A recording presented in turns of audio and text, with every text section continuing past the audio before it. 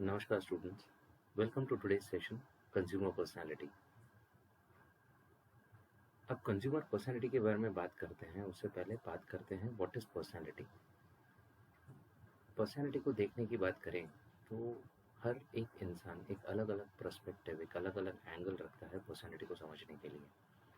कुछ लोगों के लिए पर्सनालिटी ऐसी होती है कि भाई उसकी दाढ़ी कैसी है, मूंछ कैसी है, बाल कैसा है, उसके पर्सपेक्टिव से पर्सनालिटी जज करते हैं। कुछ लोग ये होते हैं कि भाई कपड़े कैसे पहने हैं, फटे हुए कपड़े हैं तो उनकी पर्सनैलिटी ख़राब है, अच्छे एकदम ब्रांडेड कपड़े पहने तो उनकी पर्सनैलिटी बहुत अच्छी है, अगर नॉट सो नोन ब्रांड वाले कपड़े पहने हैं तो उनकी पर्सनैलिटी थोड़ी सी ठीक ठाक है ना। बट पर्सनैलिटी क्या सीरियसली आउटर लुक कोई दिखाता है उसी पर्सनैलिटी? अच्छा, और एक पार्ट के लोग ऐसे भी होते हैं जो ये बोलते हैं कि पर्सनैलिटी जो होता है वो आपका बिहेवियर होता है, वो आपकी पर्सनैलिटी बताता है। तो हर एक इंसान के अलग अलग पर्सपेक्टिव होते हैं पर्सनैलिटी के। सो बेसिकली कोई एक पर्टिकुलर 100% करेक्ट डेफिनेशन बोल ले कि भाई पर्सनैलिटी ये है, तो ये डिफ़िकल्ट है ना। तो अब बात करते हैं कि कंज्यूमर बिहेवियर में ये हम क्यों पढ़ रहे हैं कंज्यूमर पर्सनैलिटी। अब सीधी सी बात है, किसी भी इंसान के बारे में या तो किसी भी कंज्यूमर के बारे में समझना है तो वो किस पर्सनैलिटी या तो कैसी पर्सनैलिटी एमिट कर रहा है, किस तरीके से वो दिखता है, किस तरीके से वो बिहेव करता है, वो भी कंज्यूमर बिहेवियर में कंज्यूमर पर्सनैलिटी का एक इम्पॉर्टेंट पार्ट है। इसलिए हम लोग कंज्यूमर पर्सनैलिटी को कंज्यूमर बिहेवियर के अंदर पढ़ते हैं। अगर कंज्यूमर पर्सनैलिटी को डिफाइन करें तो personality can be defined as those inner psychological characteristics that both determines and reflect how a person responds to his or her environment. अब यहाँ पे एक चीज़ जो आपको समझनी है दैट इज कि भाई inner psychological characteristics.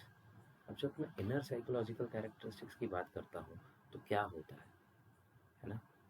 And that also, ये जब साइकोलॉजिकल कैरेक्टरिस्टिक्स को डिफाइन करने की बात कर रहे हैं तो इसमें ये भी बताता है कि ये जो कैरेक्टरिस्टिक है वो डिटरमाइंड भी है और वो रिफ्लेक्ट करता है कि भाई बंदा जो पर्सन है वो किस तरीके से रिस्पॉन्ड करता है किसी एक एनवायरनमेंट में। ठीक है, तो जब हम अब बात करते हैं, पहले ही सबसे पहले इस चीज़ को समझते हैं कि इनर साइकोलॉजिकल कैरेक्टरिस्टिक्स को किस तरीके से देखा जाता है। तो फॉर एग्जांपल इसमें एक छोटा सा एक एग्जांपल उठाते हैं कि लेट्स से फॉर एग्जांपल सुबह आप घर से निकले, ओके, घर तैयार होके नाश्ता करने बैठे और आपके नाश्ते में आपकी मम्मी ने जो नाश्ता आपको दिया है या परोसा है वो आपके हिसाब से सही नहीं है। अब देखो, अब आपको नाश्ता जो मिला है वो आपके हिसाब से नहीं है तो आप मम्मी से थोड़ा सा बहस कर लेते हो, तू मैं कर लेते हो कि मम्मी क्या यार सुबह सुबह कैसा नाश्ता दे दिया। अब आपको मज़ा नहीं आया नाश्ते में, ठीक है, मम्मी के साथ कहा सुनी हो गई। लेट्स से फॉर एग्जांपल, चलो मम्मी के साथ कहा सुनी हुई कि नहीं हुई उसको रखते हैं बाजू में, और एक एग्जांपल इसमें अंदर और भी लेते हैं कि भाई अगर आप रास्ते से जा रहे हो और रास्ते में रिक्शा वाले ने आपके साथ, या तो रिक्शा वाले हो या ट्रैफिक में किसी ने आपको कट मार दिया और उसके साथ आपकी बहस हो गई।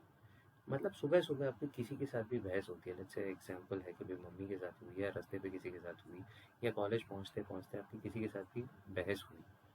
अब जब बहस होती है तो होता क्या है, जब तक वो उसका रेज़ोल्यूशन नहीं आता है तब तक आपके दिमाग में वो सिचुएशन चलती रहती है रिपीटेडली।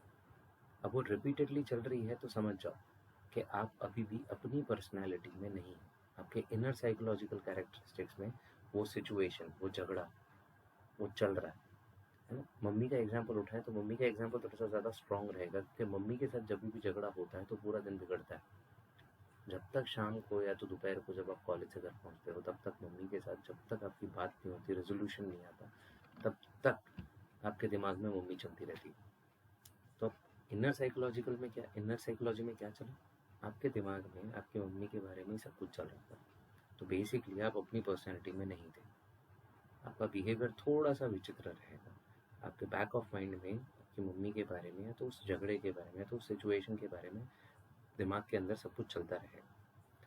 तो पर्सनैलिटी को किस तरीके से देखें, ये इनर साइकोलॉजिकल कैरेक्टरिस्टिक्स को किस तरीके से देखें? तो इसको और सिंपल तरीके से देखें तो आपके भाव और विचार। अब आपके भाव और विचार मीन्स आपके थॉट्स और आपकी फीलिंग्स और आपके इमोशंस में कौन चल रहा है। अगर आपकी मम्मी चल रही है तो समझ जाना ये आप नहीं हो, ये आपकी मम्मी है आपके अंदर चल रही है। हाँ, किसी को थोड़ी सी ये बातें वियर्ड लगेगी, बट यस, आँख बंद करके जस्ट देखो।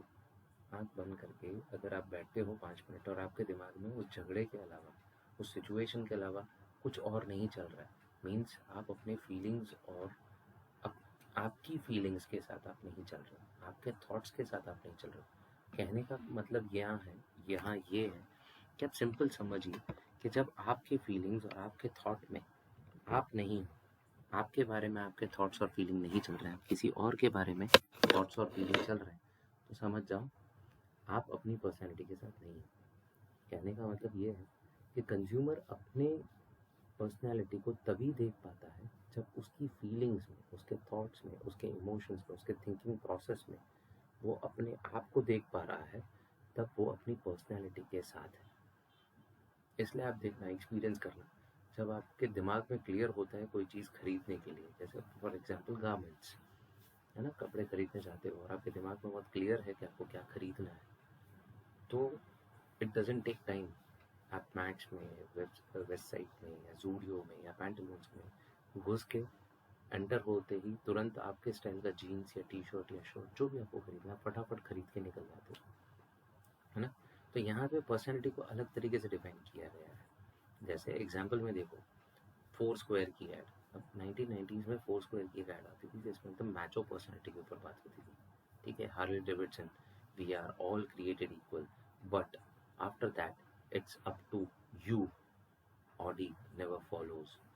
तो बेसिकली ये सारी एड्स यही बताना चाहती है कि at the end of the day आपके इनर साइकोलॉजी में, तो आपके इनर कैरेक्टरिस्टिक्स में आपके लिए आपकी फीलिंग्स, आपके थॉट्स, आपके थिंकिंग प्रोसेस जो है वो आपके इर्द गिर्द अगर घूम रही है तो आप अपनी पर्सनैलिटी में हो, है ना।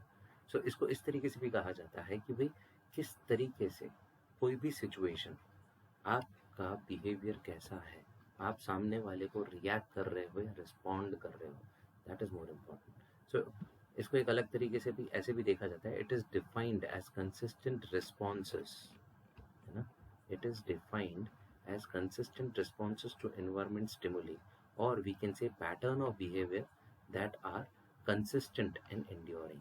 देखो क्या लिखा है, pattern of behaviour that are consistent and enduring. अब ये चीज़ को भी देखना बहुत ज़रूरी है, आपका बिहेवियर जो है वो कंसिस्टेंट है और एक जैसा है, एक समान है, दैट इज़ मोर इम्पॉर्टेंट, है ना। सो इन जनरल टर्म्स सम इसको ऐसा बोला जाता है कि भाई ट्रेट्स और कैरेक्टरिस्टिक्स, है ना, it is an individuals characteristic response tendencies across similar situation. तो आपकी किस तरीके से आप रिस्पॉन्स कर रहे हो सिमिलर सिचुएशंस में। सो कंज्यूमर पर्सनैलिटी को इसी तरीके से डिफाइन किया जाता है कि आपके इनर साइकोलॉजिकल कैरेक्टरिस्टिक्स क्या करते हैं, क्या है, और वो किस तरीके से आपके बिहेवियर को रिफ्लेक्ट करते हैं, है ना, किसी भी इन्वायरमेंट के अंदर। That is basically consumer personality. इसको और थोड़ा सा आगे खोलें तो कि भाई a characteristic, the characteristic and distinctive trait of an individual, the stable and shifting pattern of relationship between these traits, and the way trait interact to help or hinder the adjustment of a person to other person and situation. This particular definition was given by Morgan and King. Okay, तो इसको अगर थोड़ा सा part में divide करें तो characteristic and distinctive trait, आपके distinctive trait मतलब आपके एक सर्टन ट्रेट्स है, सर्टन बिहेवियरल पैटर्न है आपके, है ना। तो आप इन ट्रेड्स को देखें, है ना, और फिर उनकी स्टेबिलिटी देखो, या तो उनके शिफ्टिंग पैटर्न्स को देखो, है ना, with relationship, with reference to, या तो with relationship between these trades and the way the trade interacts to help or hinder, है ना। तो यही जो ट्रेड्स हैं, यही जो कैरेक्टरिस्टिक्स हैं, यही जो आपका बिहेवियर है ना, ये कैसा है, मतलब किस तरीके से ये हिंडर करता है, हेल्प करता है, ये एडजस्ट करता है किसी पर्टिकुलर पर्सन के साथ जब आप इंटरेक्ट करते हो, या तो किसी सिचुएशन में आप कुछ इंटरेक्ट करते हो, तो या तो किसी सिचुएशन में आप फंसते हो और आप उसको रिस्पॉन्ड या रिएक्ट करते हो। इसको और सिंपल तरीके से देखें तो कभी what is your like, description about the physical features and the personality characteristics rather than in terms of demography, like aggressive, competitive, witty and outgoing. अब देखो, description about physical features, yes, ये भी क्या बोलते हैं कि भाई पर्सनैलिटी को डिफाइन तो करते ही हैं, बट आपको ये भी समझना पड़ेगा कि हर चीज़ फिजिकल कैरेक्टरिस्टिक्स को देख के डिफाइन होगी वैसा नहीं है। अंदर से आप कैसे हो, आपका बिहेवियर कैसा है, आप सरकास्टिक हो, आप कॉमेडी हो, आप एग्रेशन वाले हो, आपको एंग्जाइटी अटैक आता है, या तो एकदम कॉम्पिटिटिव हो, आउटगोइंग हो, एडवेंचरियस हो, तो उस तरीके से पर्सनैलिटी को डिफाइन की जाती है।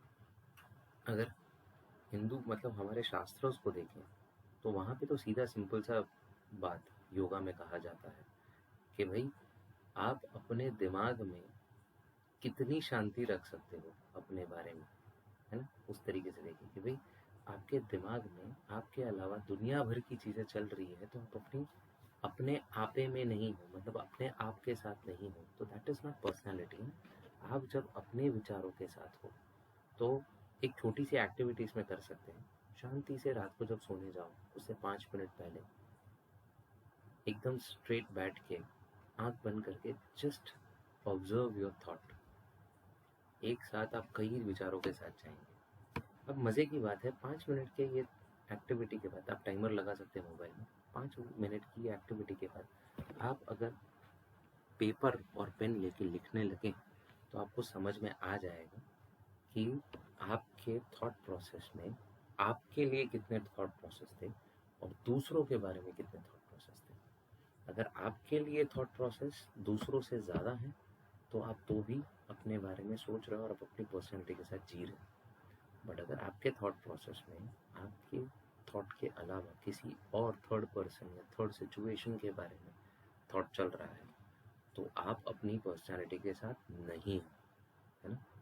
तो और थोड़ा सा इसको आगे एक्सप्लोर करें तो कि भाई this description is behaviour that your mother has exhibited over the time across the varieties of situation. चलो, है ना। तो ये भी एक सिचुएशन है कि भाई हमने किस तरीके से बिहेवियर किया है over a period of time, हमारी मम्मी ने किस तरीके से बिहेवियर रखा है, वो भी काफ़ी बार हमारी पर्सनैलिटी को फ्रेम करने की कोशिश करता है। बचपन से आपने अपने बड़े लोगों को कैसे देखा है, किस तरीके से वो बिहेव करते हैं, सिचुएशंस में कैसे हैंडल करते हैं, उससे भी आपका पर्सनैलिटी बनता है।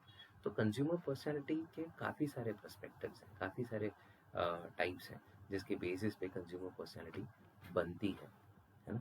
अब इसी को थोड़ा सा अगर आगे चले तो देखते हैं नेचर ऑफ पर्सनैलिटी। बट मैं ऐसा कोशिश करूंगा कि भाई नेचर ऑफ पर्सनैलिटी को यहाँ पे रोकते हैं, नेचर ऑफ पर्सनैलिटी को नेक्स्ट लेक्चर में डिस्कस करते हैं। Thank you everyone, have a nice day, मिलते हैं लेक्चर्स में।